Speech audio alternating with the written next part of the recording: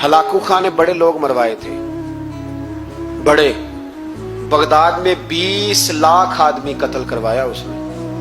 20,000 नहीं मैंने कहा, जिम्मेदारी से हवाला दो। कितने लोग बोलिए? 16 लाख आदमी उसने तलवार से मरवाया।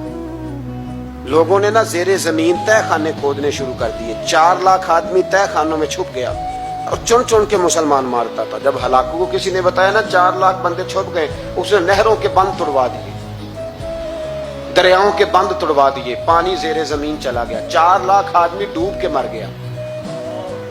20 लाख आदमी मरवाया। एक दिन एक इलाके में घूम रहा था, नींबू खाने का बड़ा शौकीन था। बाजार में गया तो एक नींबू खरीदा।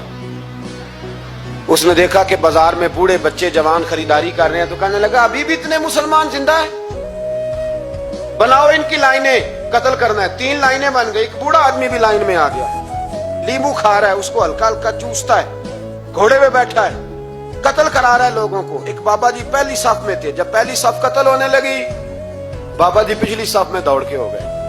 हलाकू खां हंस रहा है उसको देख के। माज अल्लाह, जब बंदा होता है ना किसी मनसब पे, फिर वो मजाक उड़ाता है दूसरों का। बाबा दूसरी सफ में आया तो हलाकू खां ने वो भी कत्ल कराई, तो बाबा दौड़ के तीसरी सफ में। आखिरी सफ के कोने पे जब बाबा खड़ा हो गया ना, तो सारे बंदे मर गए। बाबे को कत्ल करने लगा जल्लाद। हलाकू कहने लगा ठहर जा। कहने लगा बाबा तू तीसरी सफ में आया था, तेरा क्या ख्याल था बच जाएगा? बाबा कहने लगा ख्याल नहीं, मेरा यकीन है कि मैं बच जाऊंगा। मेरा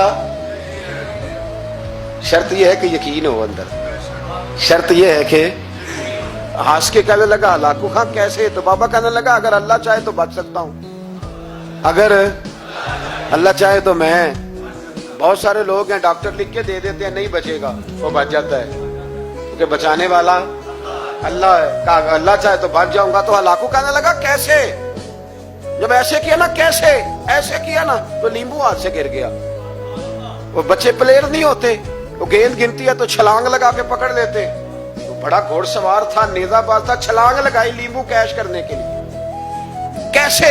तो कैसे बचे? यूं हाथ घुमाया, नींबू गिरा तो छलांग लगाई, नीचे झुका।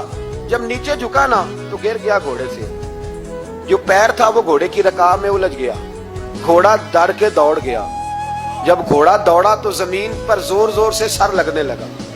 सिपाहियों कहता दौड़ो, इसको पकड़ो। सिपाही भी दौड़े पर घोड़ा काबू ना आया। घोड़ा उस वक्त रुका जब ना उसका चेहरा पहचाना जाता था, ना आंखें सलामत थी, ना नाक सलामत थी। उसकी खोपड़ी सारी इस तरह चूर चूर हो गई जैसे किसी ने हथौड़े के साथ पीसी हो। हलाकू की लाश से खून बह रहा था। बाबा हंस रहा था। एक सिपाही कहने लगा बाबा तू क्यों? कहने लगे मैं अपने रब की कुदरतों पे मुस्कुरा रहा हूं। कुल्लु मन अलैहा फान व यबका वजहु रब्बिका ज़ुल जलाल वल इकराम का मैंने इसे समझाया था कि बचाने वाला बचा लिया करता है।